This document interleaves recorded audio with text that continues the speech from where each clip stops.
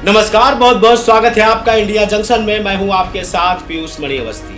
केंद्र से लेकर उत्तर प्रदेश की राजनीति तक में अभी भी राणा सांगा का मुद्दा हर दिन एक नए रूप में नई चुनौती बनकर सामने आ रहा है। ऐसे में मायावती का अचानक सक्रिय होना, भाजपा का राणा सांगा के समर्थन में खड़ा होना और अखिलेश का दलितों की आवाज बनना, ये सब यूं ही नहीं है।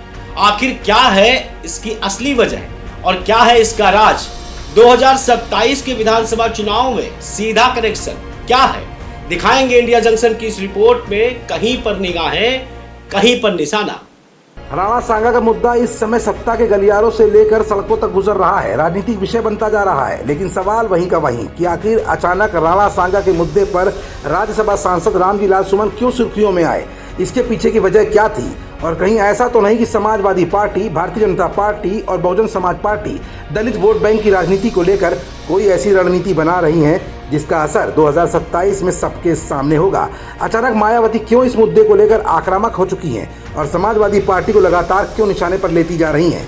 कांग्रेस इन सभी मुद्दों से अपनी दूरी क्यों बना रही है और भारतीय जनता पार्टी राणा सांगा को लेकर विपक्ष को क्यों घेरने में लगा है? ये कुछ ऐसे सवाल है जिनका जवाब अपनी आज की इस रिपोर्ट में हम आपको दिखाएंगे भी और बताएंगे भी। दरअसल उत्तर प्रदेश की राजनीति में राणा सांगा विवाद ठंडा होने का नाम नहीं ले रहा है।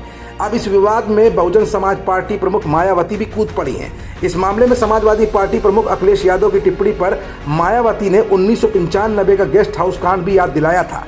बसपा प्रमुख ने कहा था कि आगरा की घटना के साथ इस पार्टी को 1995 में मेरे ऊपर करवाए गए जानलेवा हमले को भी याद कर लेना चाहिए। अब सवाल यह है कि मायावती इस विवाद में क्यों कूदी और उनको इतने साल बाद एक बार फिर गेस्ट हाउस कांड की याद क्यों आई? तो इसकी असली वजह मायावती अनायास ही यूं ही नहीं बोली।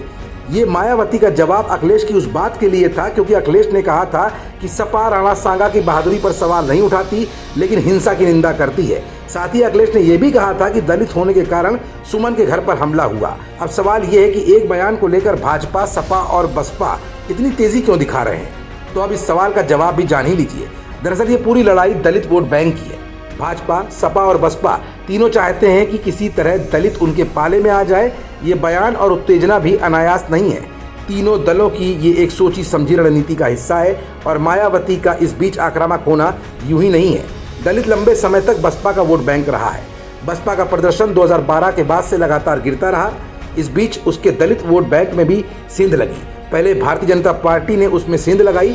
हाल ही में 2024 के लोकसभा चुनाव में संविधान के नाम पर समाजवादी पार्टी और कांग्रेस ने भी इंडिया गठबंधन बनाकर सेंधमारी कर दी, जिसका फायदा सीधा इंडिया गठबंधन को ही मिला। 2024 के लोकसभा चुनाव में दलित वोटर ही एक ऐसा वोटर था जिसके जरिए इंडिया गठबंधन ने एक मजबूत लकीर मायावती के सामने खींच डाली थी। यही नहीं, बीजेपी को भी झटका दिया था। यही वजह है कि सपा दलित मुद्दों पर लगातार मुखर है और उनके प्रति सहानुभूति का कोई भी मौका नहीं छोड़ना चाहती है।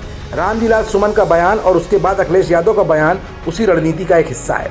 2027 में विधानसभा चुनाव को लेकर फिलहाल भारतीय जनता पार्टी जहां राणा सांगा के सपोर्ट में खड़ी होकर एक नई राजनीति को जन्म दे रही है, तो वहीं समाजवादी पार्टी और बसपा अपने अपने मुद्दे उठाकर दलित वर्ग के सपोर्ट में खड़े होकर ये साबित करना चाहते हैं कि दलितों की असली खैरख्वाह या तो बहुजन समाज पार्टी है या फिर समाजवादी पार्टी। खबरों से जुड़े रहने के लिए सब्सक्राइब करें हमारा चैनल इंडिया जंक्शन।